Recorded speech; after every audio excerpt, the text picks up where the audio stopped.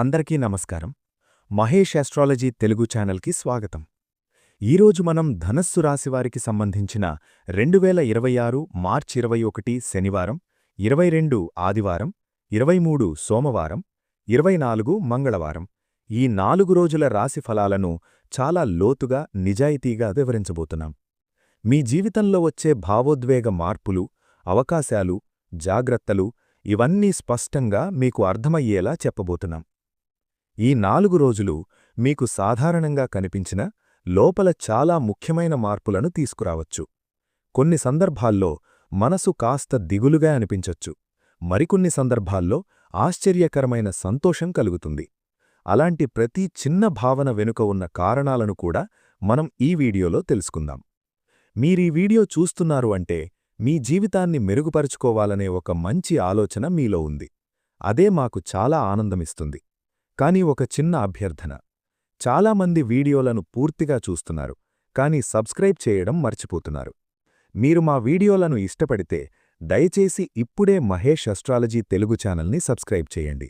మీ ఒక్క సబ్స్క్రైబ్ మాకు మరింత మంచి వీడియోలు చేయడానికి ప్రోత్సాహమిస్తుంది. ఈ వీడియో నచ్చితే లైక్ చేయండి, మీ కుటుంబ సభ్యులు, స్నేహితులతో షేర్ చేయండి, మీ అభిప్రాయాన్ని కామెంట్లో తప్పకుండా తెలియచేయండి. మరొక చిన్న కోరిక. ఈ వీడియో చూస్తున్న ప్రతి ఒక్కరూ కామెంట్లో ఓం నమః శివాయ అని టైప్ చేయండి. మీరు వీడియోని చివరి వరకు చూస్తారని మాకు నమ్మకముంది. మీకోసమే ఈ సమాచారం. కాబట్టి వీడియో లాస్ట్ వరకు చూడండి. ఈ 4 రోజుల్లో ధనుస్సు రాశివారికి ముఖ్యంగా అవసరమైన గుణం సహనం. మీరు ఎంత తెలివిగా, ఎంత కష్టపడినా కొన్ని సందర్భాల్లో ఫలితాలు ఆలస్యంగా వస్తాయి. ఇది మీలో నిరుత్సాహాన్ని కలిగించవచ్చు. కాని ఈ ఆలస్యం వెనక ఒక గొప్ప కారణముంది. దేవుడు మీకు సరైన సమయానికి సరైన ఫలితమివ్వాలని చూస్తున్నాడు. మీరు ఎదుర్కొనే కష్టాలు అనవసరంగా అనిపించవచ్చు. నేనే ఎందుకిలా ఇబ్బందులు పడాలి అనే ప్రశ్న మీ మనసులో వస్తుంది. కాని ప్రతి కష్టం ఒక పాఠం. ఈ పాఠాలు మీ భవిష్యత్తులో మీకు బలమిస్తాయి. ఈ సమయంలో మీరు ఎవ్వర్నీ తప్పుపట్టకుండా మీలోని ఆత్మవిశ్వాసాన్ని పెంచుకోవాలి. మీరు పడుతున్న కష్టాలు మీ జీవితంలో ఒక కొత్త దశకు నడిపించే మార్గం. మీరు సహనం కోల్పోతే మీరు పొందాల్సిన మంచి ఫలితాలను కోల్పోతారు. ఈ 4 రోజుల్లో చిన్న చిన్న విషయాలకే కోపం రావచ్చు, కాని మీరు మీ మాటలను నియంత్రించాలి. మీరు మాట్లాడే ప్రతి మాట మీ సంబంధాలపై ప్రభావం చూపుతుంది. కాబట్టి నిశ్శబ్దం కూడా ఒక గొప్ప ఆయుధమని గుర్తుంచుకోండి. మీరు ఎంత ఒత్తిడిలో ఉన్నా రోజులో కొంత సమయం మీకు మీరే ఇవ్వండి. ధ్యానం చేయడం, దేవుణ్ణి స్మరించడం మీ మనసుకు ప్రశాంతత ఇస్తుంది. ఈ కష్టకాలం తాత్కాలికం మాత్రమే. మీరు సహనం పాటిస్తే ఈ కష్టాల తర్వాత మీకు ఒక కొత్త వెలుగు కనిపిస్తుంది.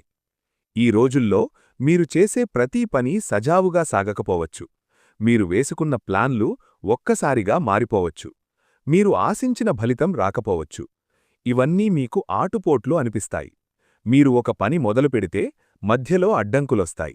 కొన్నిసార్లు మీతో పనిచేసేవాళ్లు సహకరించకపోవచ్చు. ఇది మీలో అసహనం పెంచుతుంది. కాని మీరు గుర్తుంచుకోవాల్సిన విషయమేమిటంటే ఈ ఆటుపోట్లు మిన్ను ఆపడానికి కాదు, మిన్ను మరింత బలంగా తయారు చేయడానికి. మీరు ఈ సమయంలో త్వరగా నిర్ణయాలు తీసుకోవద్దు. ఒక చిన్న తప్పు కూడా పెద్ద సమస్యగా మారవచ్చు. కాబట్టి ప్రతి నిర్ణయం ముందు ఆలోచించండి. మీరు ఎవరినైనా నమ్మి ఒక పని అప్పగిస్తే వారు మీ నమ్మకాన్ని నిలబెట్టకపోవచ్చు. ఇది మీకు బాధ కలిగిస్తుంది. కాని ఈ అనుభవం మీకు భవిష్యత్తులో ఎవరిని నమ్మాలో నేర్పుతుంది. ఈ 4 రోజుల్లో మీరు ఓపికగా ఉండాలి. మీరు ఒక్కసారి విఫలమయ్యారని నిరుత్సాహపడకండి. ప్రతి విఫలం ఒక విజయానికి దారితీస్తుంది. మీరు మీ లక్ష్యాన్ని వదలకుండా ముందుకు సాగితే ఈ ఆటుపోట్లు మీకు అడ్డంకులు కాకుండా మెట్లవుతాయి. ఈ సమయంలో మీరు అనుకోని అవమానాలను ఎదుర్కోవచ్చు. మీరు ఎంతో నమ్మకంగా, ప్రేమగా ఉన్న వ్యక్తులు కూడా మిన్ను తప్పుగా అర్థం చేసుకోవచ్చు. మీ మాటలను వక్రీకరించి చెప్పవచ్చు. ఇది మీ హృదయానికి చాలా బాధ కలిగిస్తుంది. నేను ఇలా ఎందుకు ఎదుర్కొంటున్నాను అనే ఆలోచన వస్తుంది. కాని ఈ అవమానాలు మీ జీవితంలో ఒక ముఖ్యమైన పాఠం. మీరు ఎవరిని నమ్మాలో, ఎవరితో ఎంత దూరం ఉండాలో ఇవి నేర్పిస్తాయి. ఈ సమయంలో మీరు కోపంతో స్పందిస్తే పరిస్థితి మరింత కఠినంగా మారుతుంది. కాబట్టి మీరు మౌనం పాటించడం మంచిది. మీ నిజాయితీ, మీ మంచితనం ఒకరోజు బయటపడుతుంది. కొన్ని సందర్భాల్లో మీరు మీ విలువను తగ్గించినట్టు అనిపించవచ్చు, కాని మీరు మిమ్ము నమ్మాలి. ఇతరుల మాటల వల్ల మీ ఆత్మవిశ్వాసం తగ్గకూడదు. ఈ అవమానాలు తాత్కాలికం మాత్రమే. మీరు మీ పనిని నిజాయితీగా చేస్తూ ముందుకు సాగితే ఒకరోజు అదే వ్యక్తులు నిన్ను గౌరవిస్తారు. ఈ సమయంలో మీరు దేవుణ్ణి నమ్మి మీలోని బలాన్ని గుర్తించాలి. ఈ 4 రోజుల్లో కుటుంబంలో చిన్న చిన్న గొడవలు రావచ్చు. మీరు చెప్పే మాటలను ఇతరులు అర్థం చేసుకోకపోవచ్చు. మీ అభిప్రాయాలను పట్టించుకోకపోవచ్చు. మీరు ఎంత మంచిగా మాట్లాడినా కొంతమంది నిన్ను తప్పుగా అర్థం చేసుకోవచ్చు. ఇది మీకు బాధ కలిగిస్తుంది.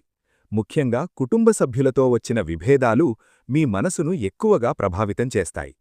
ఈ సమయంలో మీరు కోపంతో స్పందిస్తే సమస్యలు పెరుగుతాయి. కాబట్టి మీరు శాంతంగా ఉండాలి.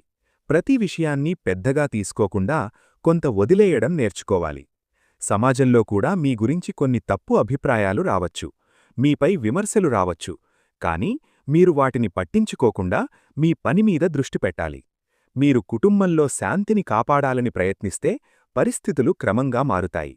మీరు చూపే ప్రేమ, సహనం చివరికి అందరినీ మీ వైపు తిప్పుతుంది. ఈ సమయంలో మీరు పెద్ద నిర్ణయాలు తీసుకోవద్దు. కుటుంబ విషయాల్లో ఓపికగా ఉండి సరైన సమయం కోసం వేచిచూడాలి. మీరు ప్రేమతో వ్యవహరిస్తే ఈ విభేదాలు కూడా మీకు ఒక మంచి అనుభవంగా మారుతాయి. 5. ఆర్థిక ఇబ్బందులు.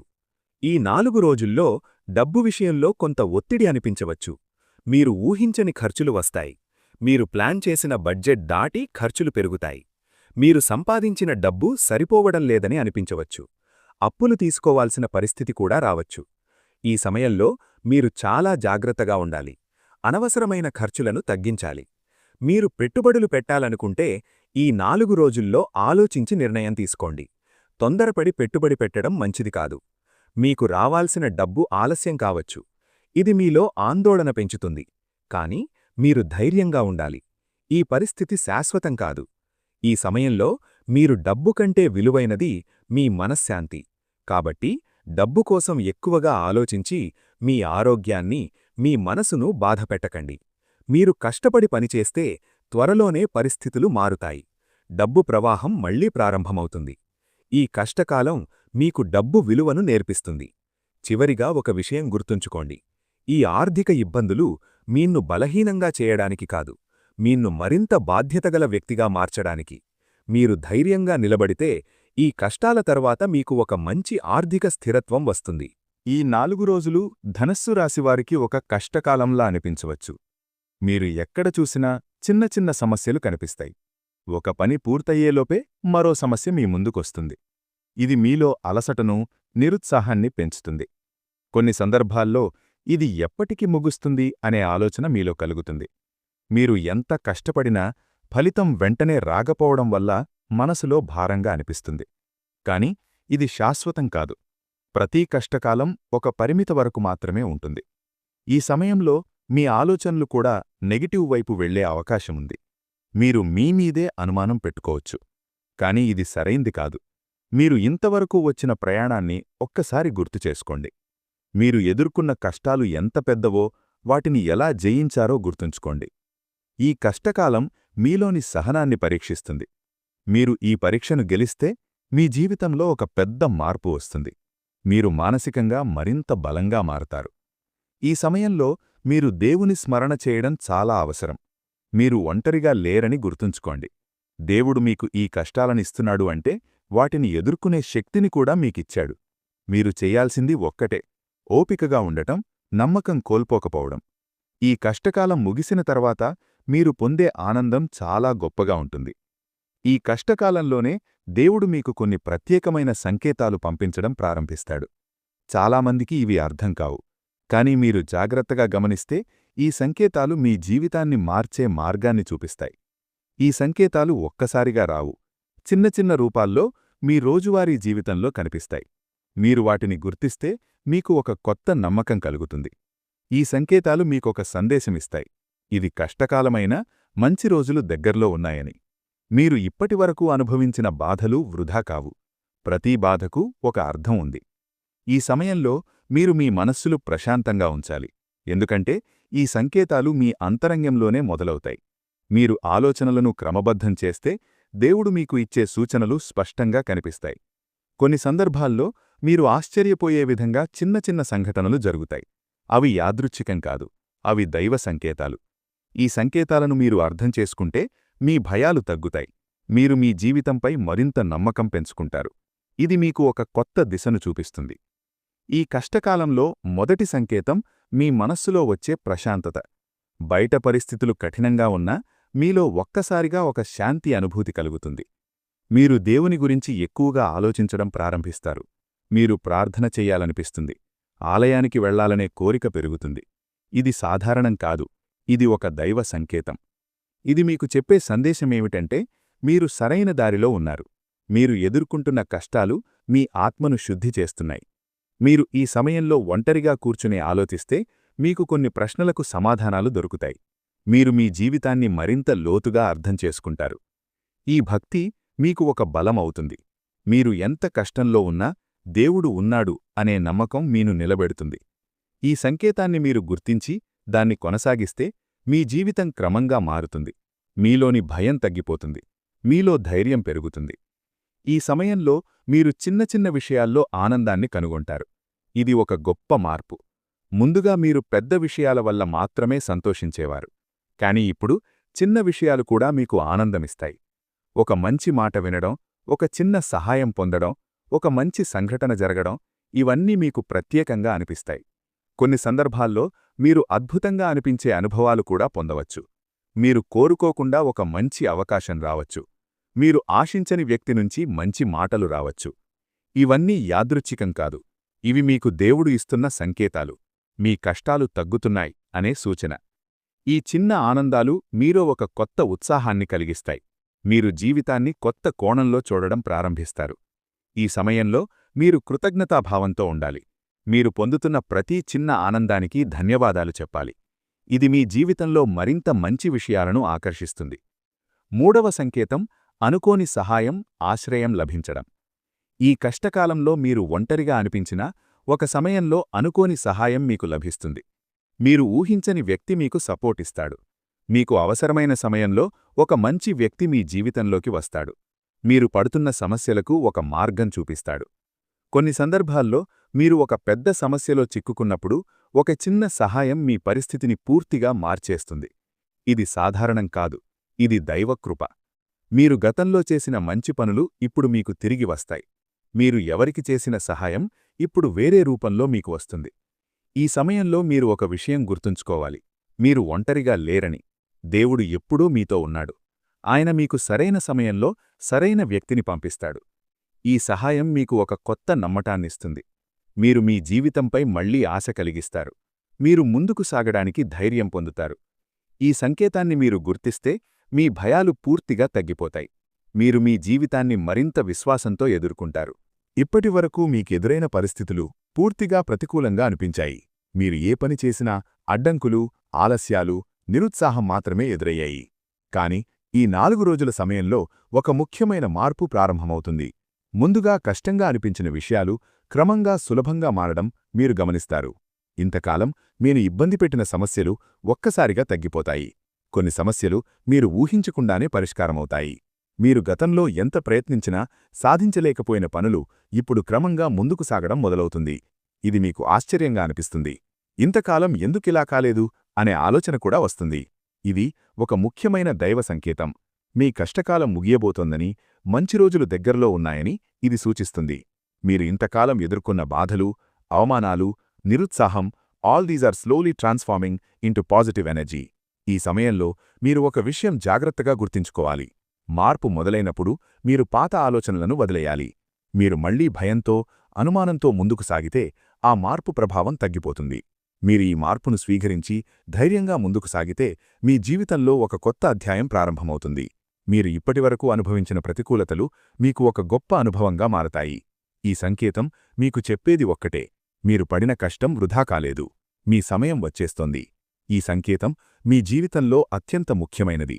ఇది మీకు రాబోయే బంగారు కాలానికి ఒక సూచన.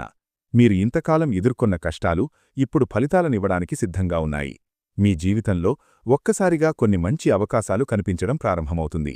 మీరు ఊహించని విధంగా కొత్త మార్గాలు తెరుచుకుంటాయి.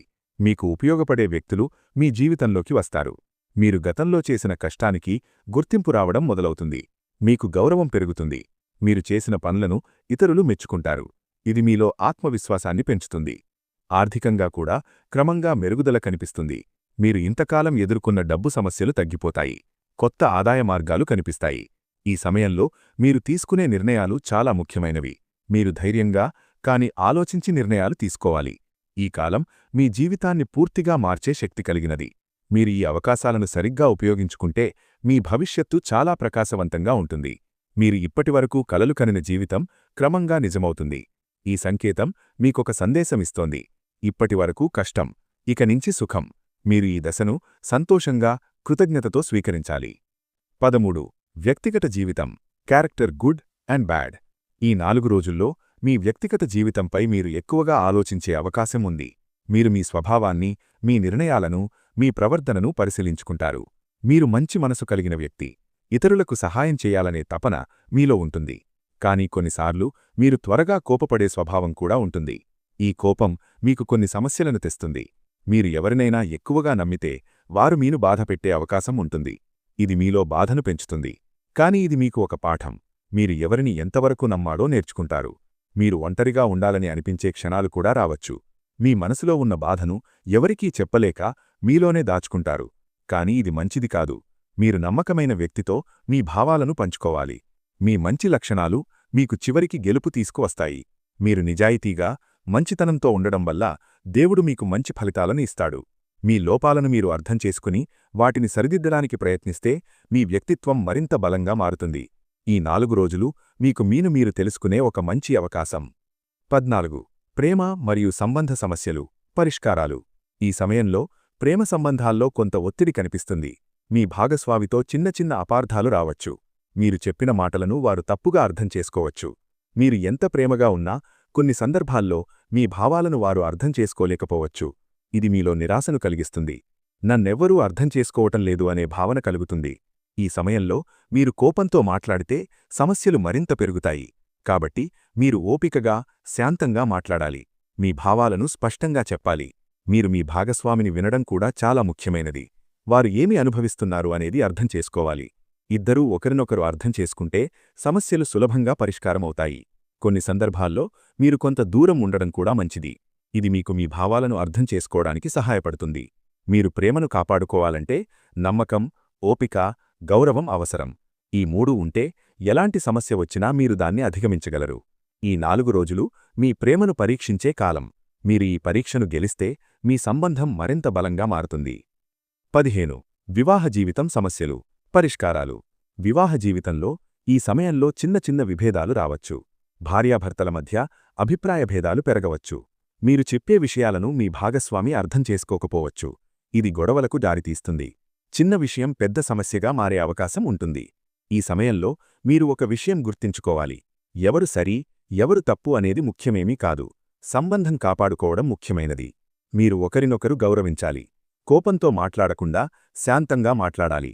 మీరు ఒక అడుగు వెనక్కి వేస్తే సమస్యలు సులభంగా తగ్గిపోతాయి. మీరు కలిసి కొంత సమయం గడపడం చాలా అవసరం. ఒక చిన్న ఔటింగ్, ఒక చిన్న సంభాషణ కూడా మీ మధ్య ఉన్న దూరాన్ని తగ్గిస్తుంది. దైవభక్తి కూడా మీ సంబంధాన్ని బలోపేతం చేస్తుంది. మీరు కలిసి దేవాలయానికి వెళ్లడం, ప్రార్థన చేయడం మీలో ఒక మంచి అనుబంధాన్ని పెంచుతుంది. ఈ 4 రోజులు మీ వివాహ జీవితానికి ఒక పరీక్ష. మీరు ప్రేమతో, ఓపికతో ఈ పరిస్థితులను ఎదుర్కొంటే మీ సంబంధం మరింత గాఢంగా మారుతుంది.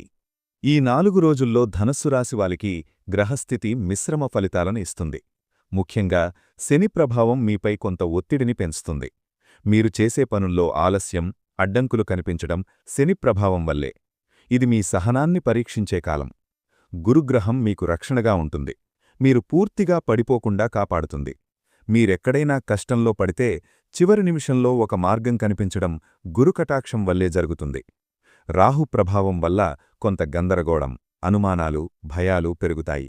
మీరు చిన్న విషయాలను కూడా పెద్ద సమస్యలుగా భావించే అవకాశం ఉంటుంది.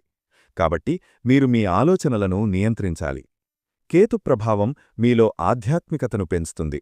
మీరు దేవుని గురించి ఆలోచించడం, ప్రార్థనలు చేయడం, మౌనం పాటించడం వంటి వాటికి ఆకర్షితులవుతారు. ఇది మీకు మానసిక శాంతిని ఇస్తుంది. ఈ గ్రహస్థితి మీకొక సందేశమిస్తుంది. మీరు ధైర్యంగా, నమ్మకంతో ముందుకు సాగాలి. మీరు కష్టపడితే గ్రహాలు చివరికి మీకు అనుకూలంగా మారతాయి. ఈ సమయంలో మీరు ముఖ్యమైన నిర్ణయాలు తీసుకునేటప్పుడు ఆలోచించి తీసుకోవాలి. తొందరపడి తీసుకున్న నిర్ణయాలు మీకు సమస్యలను తెచ్చే అవకాశముంది. మొత్తానికి ఈ 4 రోజులు ఒక పరీక్ష కాలమైనప్పటికీ చివరికి మీకు మంచి ఫలితాలను ఇచ్చే గ్రహస్థితి ఉంది. స్టూడెంట్స్కి ఈ 4 రోజులు కొంచెం ఛాలెంజింగ్గా అనిపించవచ్చు. కాన్సంట్రేషన్ తగ్గే అవకాశముంది.